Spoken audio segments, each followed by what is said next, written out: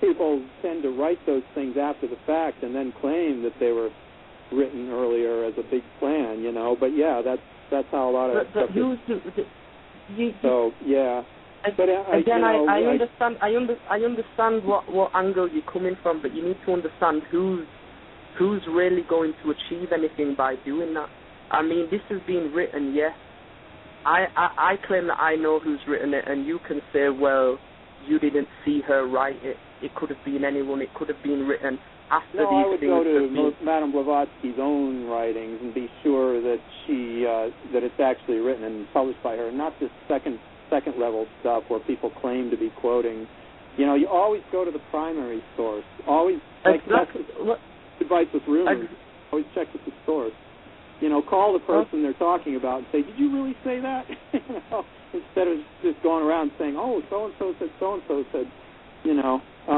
But that's really where you know, I think a lot of that stuff comes from. Is have you actually researched her for yourself? Can you tell me anything about her? I have my own problems with theosophy. I think it's very, very white, you know, white bias and bias against black people. It's got that whole Aryan tinge to it, you know, the superior white race. But that's a whole. Do you believe that there is a superior white race in the earth today who could possibly be in control of it? Well, again, I suggest that would be another thing that you'd have to look at in order to come to do you know what I mean? A sort of accurate decision of whether this is actually a conspiracy or not. In order to do that, I find the best way is trying to put pieces of the jigsaw together and see if you can see the overall picture. You have to be careful where you get those pieces from, because there's a lot of people claiming that, you know, claiming to put them together when they're actually just trying to fit them into a preconceived agenda. I mean, if you want to see what's going on in the world today, just follow the headlines with Wall Street and the centralization of financial power, you know, and basically we really are being run by just a handful of, well, you know, like they say, 1%, actually 0.1%. Of the planet, you know, but they're in it purely for the greed, purely for that materialism I was talking about earlier. I don't think they care whose temple they worship in. They just care about the money and the real estate that temple's built on that they want to buy and sell. Exactly. That's why I'm saying it's not such an overwhelming thing to maybe comprehend that there is a minority of people who happen to be white in this earth today, who are in dominant control of it. Now, colour's irrelevant for me. I'm just saying it could be. It could be. Now, in order to find out, we need to apply a lot of research. Now, of course, you need to sift it through. Of course, there's a lot of lies out there, but what I'm saying is, ultimately, my point was today, paganism is the same thing, and it's practiced on different levels. And if you find the root of paganism, you're saying, on one hand, you're saying Christianity, may worship Satan. But all the ceremonial dates that Christians are dealing with comes from paganism, yet you're not accepting the fact that paganism ultimately could be paying homage to Satan as well. Unknowingly, ignorantly, by dealing with different spirits, you may be paying homage to a different god. And that's what I don't understand, but I'll let you answer that, but I'm coming off the line now. My phone is about to die, and I'm calling from the UK, so I'm going to have to go. But thank you for your time. I appreciate you listening. Okay, Steve, thank you. Okay, thanks for calling. All right, okay. We got a lot of people in queue, so we need to keep on going. But I know Lex Will is busting right now. I know Lex Will is like, man, I wish I had a couple more minutes. I know he want to come in, but Lex, I'm feeling you out there.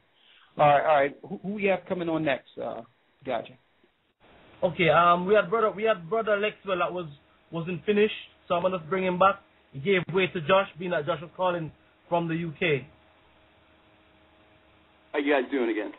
Brother Lexwell. What I'm going to say, I want to say this too. Also, Steve was nice enough to come on the show, and I like the way the show is going. make sure the majority of people, probably everyone that come on is not going to agree with him. We all know that, but let's make sure we're respectful, because later on down the line, we're going to need him as a if he decides to stay with what he's dealing with. I would love to call him in when we're dealing with the Christian. You understand? Yep. And he can be our pagan expert. So just be respectful. All right. Who you have next? Okay. For the listeners, let you know we're going over into the overtime show, and for the record as well, this has been the largest listenership of this show since I've been doing it that I've seen on it. Thank you everyone who's tuned in. Once again, Steve, thank you for coming on. It's been enlightening. All right, you locked into the Search Engine International. I'm your host, Brother Gocc. We're doing the final hour now in overtime. All right, Brother Lexwell. Yes, sir. Hey, when we left off, man, we just talked about that the Wiccans worship. They do not worship many gods, but rather one god and one goddess with many names, meaning Pan, Kronos, Mars, Zeus, Apollo, Thor, and Odin. Now, when we switch to the book of Revelation, many people do not believe Zeus is in the Bible, but he actually is. And this is why the Bible is a study guide, and it's very interesting. Revelation chapter 2, 11 through 13, he that hath an ear, let him hear what the Spirit saith unto the churches. He that overcometh shall not be hurt of the second death. And to the angel of the church of Pergamos write, these things saith he which hath the sharp sword with two edges. I know thy works, and where thou dwellest, even where Satan's seat is. Now, right there, if you said you had your computer, Stephen, if you type in Satan's seat, Pergamos, into Google, and you hit images, it will show you the gigantic seat of Zeus in Pergamos, in the old world. Well, that makes sense. Yeah, the Christians would have tried to tar it as the seat of Satan, even if it was actually the seat of Zeus.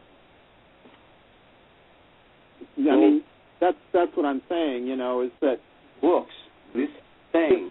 Somebody calls you a communist doesn't mean you really are one. Understand, okay, look, earlier you said you guys use the Steve, Bible. Just say hypothetically, Lex, I'm going to let you come in. Just say hypothetically that Zeus was the Christian Satan. I mean, would that change anything with you? If you knew that was Satan, would that change whether or not you would be a pagan? Well, that's like saying, just hypothetically, if 1 were 2, or if 7 were 12, then, I mean, that's it's like, well, in reality, I think that, like the early Christians were applying the term Satan to every other god but theirs. I mean, according to them, every other deity was an aspect of Satan. But Steve, I'm trying to get a specific answer. We know what the Christians did. I'm asking you. If you knew that his name was Satan based on everything this religion has given you, would that make a difference to you whether it was Mars, Zeus, Pan, or Satan? Would that make a difference to you? If you mean the Christian Satan, they're all the same, brother. No. Because it seems like your problem is how the Christians is demeaning your gods or gods. I'm not even going there. I'm just asking you, if it was Satan, based on everything they've done for you, would it make a difference to you? Well, that's like asking if your God were Satan, would that make a difference to you? I mean, absolutely, it would make a difference to me. But it's not, I mean, it's. I'm saying, but it absolutely. If I found out my God, like when I was a Christian, and I found out growing up in Christianity that it was paganism, and I looked up paganism in the original religions, and I found out the origin of the Bible is absolutely against these different gods. So I believe every god, the worshipment of more than one God, it's Satanism in itself. Because well, then that's where we part ways. Because I don't believe that's that. What, I believe that's monopoly. Exactly. So that's all I wanted to say. All right. Go ahead, Lex. I'm done. All right. Here, you guys had mentioned aliens, and Stephen, you had said they don't come when you call like the gods. Well, that's I mean, you know, that's kind of something we joke about, but it's kind of true too. But we do believe. I mean, you know, on that statement itself, my wife has seen some extraterrestrial craft. So no doubt they're out there. I believe they probably are pagan too. You know, I believe they probably worship many gods themselves. I mean, it's a huge universe. You know, it's a lot of different galaxies within galactic clusters, within, you know, just far vaster than we can comprehend. And for us to say that every conscious being out there worships the same deity in the same way as us is just enormous hubris and very, you know, kind of immature, I think, honestly. But that's, you know, but it's only in the last, 40 years that people have even begun to accept the idea that there might actually be other life, extraterrestrial